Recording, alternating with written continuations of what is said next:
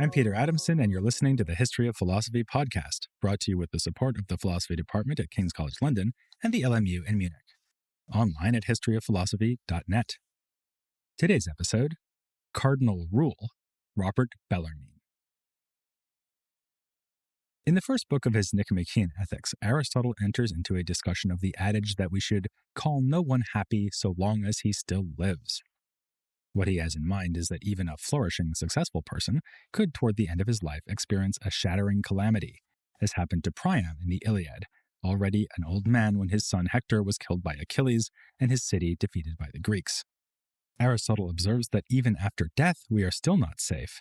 Some disaster might befall a man's descendants, retroactively making him seem cursed rather than blessed. Something along these lines happened to Robert Bellarmine. He rose to the rank of cardinal in the Catholic Church and devoted his entire life to the defense of his faith, becoming one of the leading intellectuals of the Counter-Reformation. As his death approached in 1621, Bellarmine might well have indulged in the thought that he had led a good and successful life, even without knowing that he would eventually be canonized as a saint. He would surely have been horrified and flabbergasted to learn that he would go down in history for a very different reason. Because, if you know just one thing about Bellarmine, it's almost certainly that he was involved in the persecution of Galileo. From his point of view, this would have been quite a minor episode in his own biography, one that paled in significance alongside the other tasks he carried out for the Church, his indefatigable career of polemical writing against Protestantism, and his development of a nuanced view of the relationship between church and state. Bellarmine, or his modern-day defenders, might also hasten to point out that his role in the affair had been a relatively moderate one. In fact, when he was put on trial in 1633, Galileo produced a memorandum Bellarmine had written back in 1616 and made it fundamental to his own defense. So it is somewhat unfair that Bellarmine's name has become so closely linked to the Church's misguided efforts at thought control. But not entirely unfair. He served for many years as censor and inquisitor, argued explicitly in favor of burning both heretical books and the men who wrote them, and drew up an index of forbidden works in 1592 that called for the banning of books by Calvin, Luther, Machiavelli, Marsilius of Padua, Jan Hus, Abelard, and Wycliffe. He once said, with a jocularity that hasn't aged very well, "I hardly ever read a book without feeling in the mood to give it a good censoring." So there's no getting away from seeing Bellarmine as part of one of the stories we've been following, the inquisitorial procedures of the Counter-Reformation Church and their effect on science and philosophy. But he belongs to a couple of other stories we've been following too, including that of the Jesuits.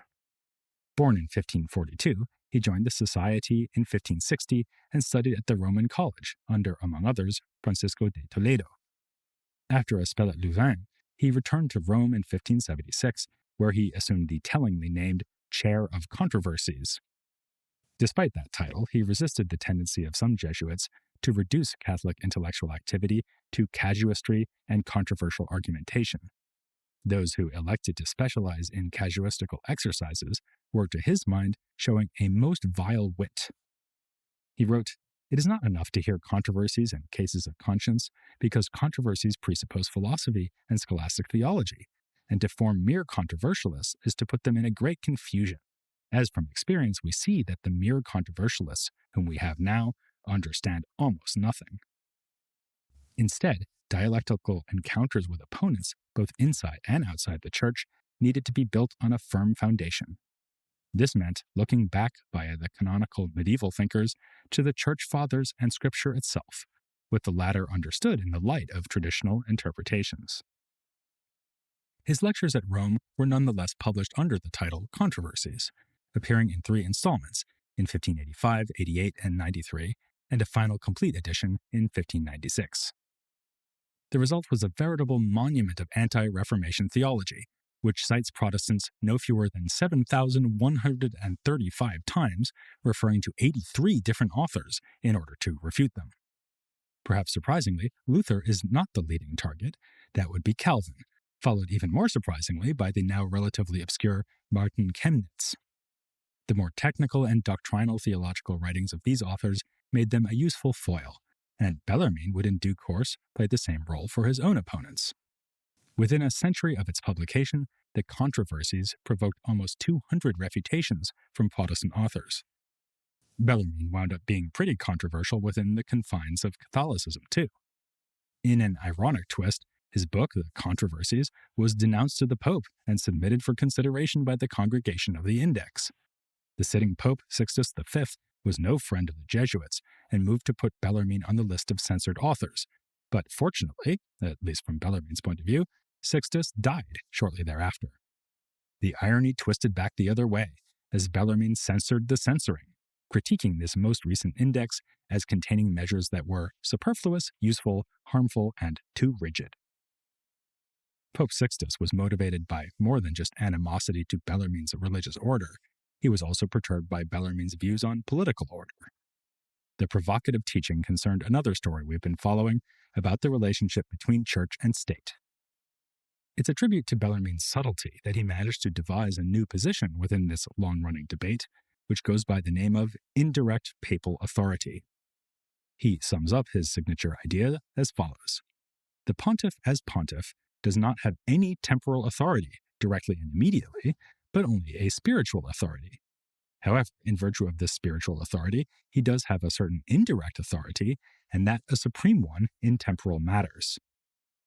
This doesn't exactly speak for itself, so let's figure out what he means.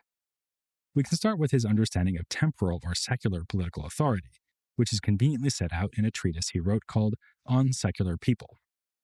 Like Suarez and other Jesuits, Bellarmine inclines to the view that governmental structures are put in place by the consent of the community that will be governed by them.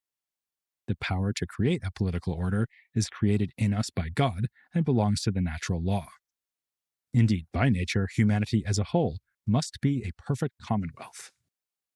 It is, however, advantageous to create smaller polities in which the God-given power of humans to rule over their own affairs is transferred to a recognized authority, like a king. But it doesn't have to be a king. Again, like Suarez, he recognizes that different kinds of government can be legitimate. For Bellarmine, it is typical of the reformist tradition, going all the way back to Wycliffe and Huss in the medieval period, to think that divine grace is needed to establish rightful political rule. He rejects this, arguing that humans are entirely competent within the natural law to arrange their political affairs. Otherwise, pagans and non-Christians could never have legitimate governments, which seems obviously absurd.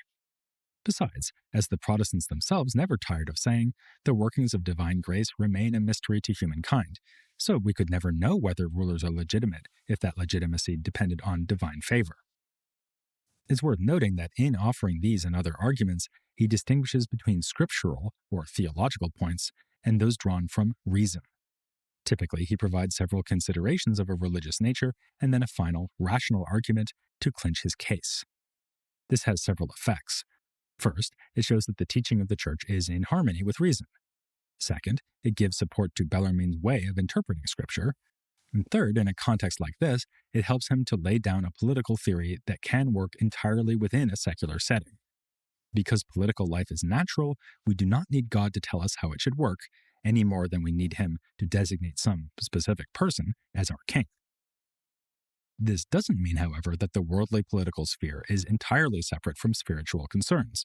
Indeed, that's going to be the whole point of his theory of indirect authority. For starters, as we've seen other scholastics arguing, it is a sin to defy rightful authority. So even if a law has been established in a purely secular fashion, your immortal soul is still on the line when it comes to obeying it. Conversely, secular rulers have a duty to defend true religion. So, just as thinkers like Wycliffe and Huss erred by making secular rule dependent on divine grace, so other thinkers have erred in the other direction by claiming that secular rulers operate in complete independence of religious concerns.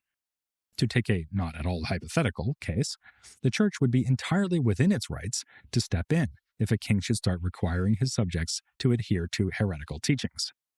Thus, all theologians, by which Bellarmine, of course, means all right-thinking Catholic theologians, agree that the Supreme Pontiff has the right to depose heretical princes and to free their subjects from their obedience. The reason a pope can do this is that his authority is higher, in keeping with the superiority of spiritual concerns over worldly ones. Bellarmine here appeals to a traditional analogy. The Church is like the soul, the secular state like the body, and the soul rules over the body. So far, none of this is especially novel. Already Molina had argued that the Pope has power over princes precisely to the degree demanded by the supernatural end for which the spiritual power is ordained.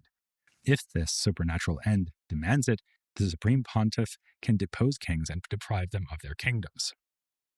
Where Bellarmine innovates is in his stress on the fact that the Pope does not, at least by virtue of his papal office, have any secular power whatsoever. The Pope is not a prince because he is representative of the power of Christ on earth, and when Christ was himself on earth, he never assumed any secular power. This is why the Pope exercises no direct authority over worldly affairs. Whereas other Counter-Reformation theorists like Vittorio Molina and Suarez ascribe temporal power to the papacy in some fashion, Bellarmine controversially denied that the Pope wields any such authority.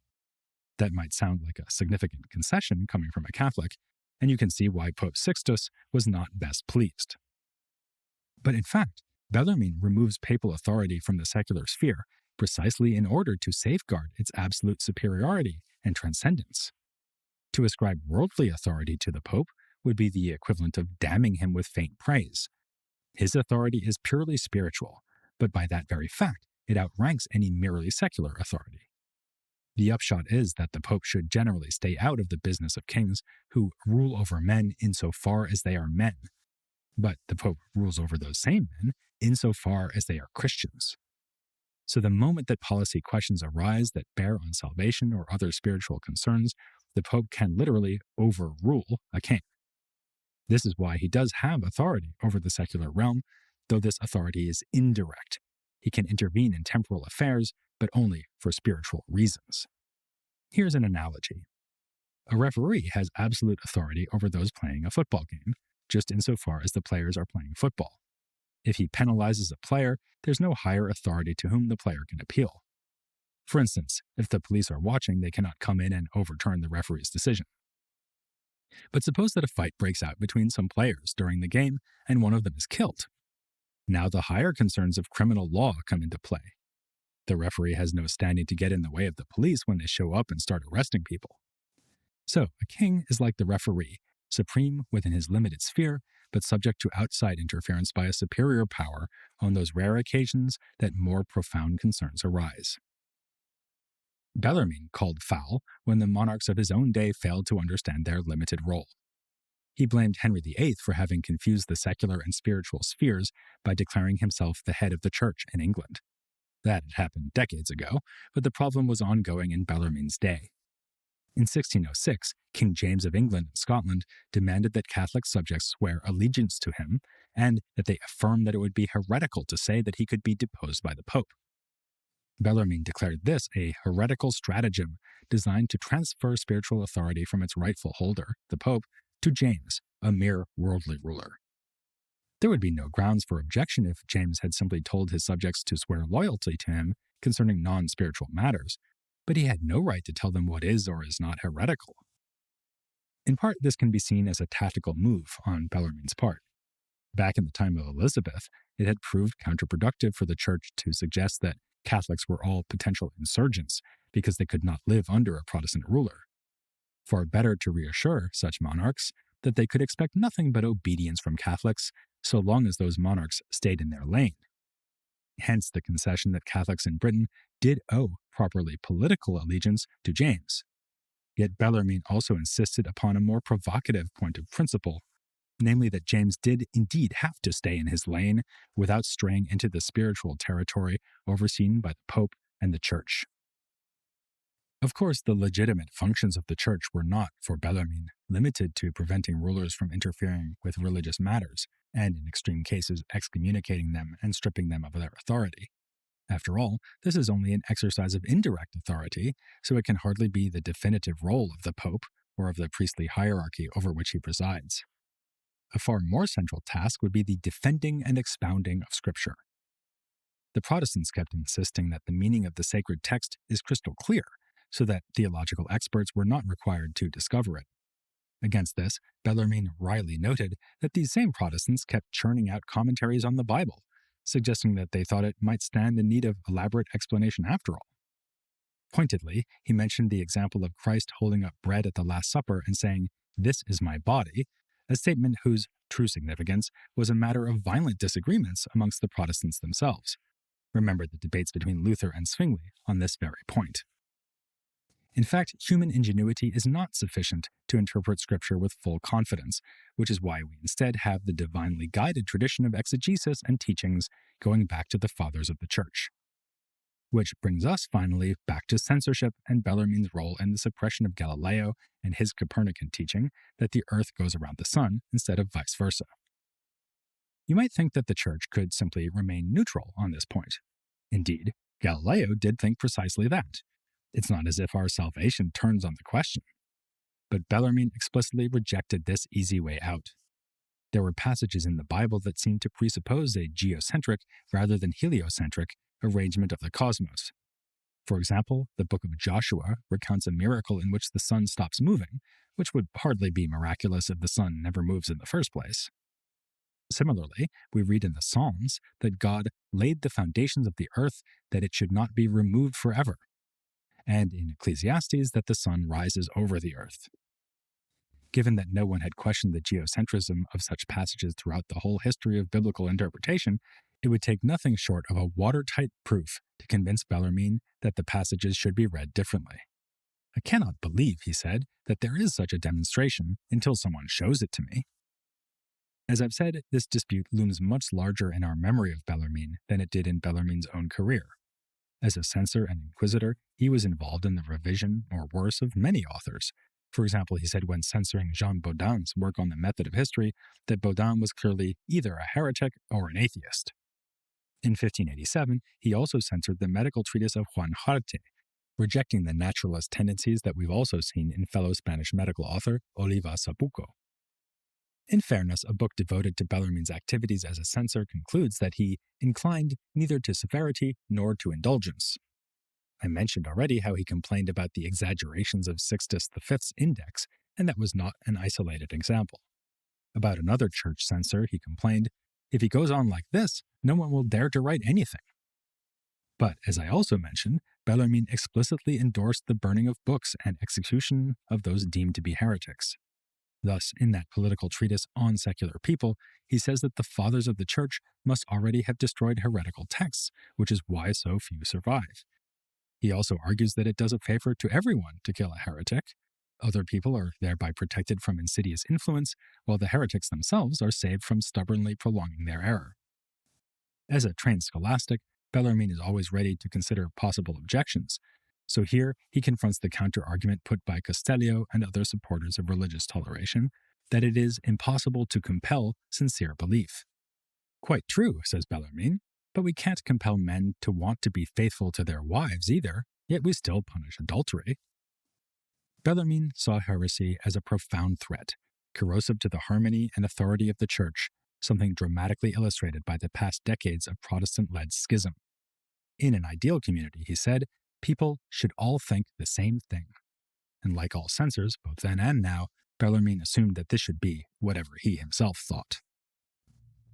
There's more to say about his role in the Galileo affair, but we'll say it next time, as we dig into that notorious episode and discover that it was a dispute about philosophical matters just as much as it was about astronomy. So, join me after the sun has gone around the Earth another 14 times, or is it the other way around? When we'll finally be turning back to Galileo, here on The History of Philosophy, without any gaps.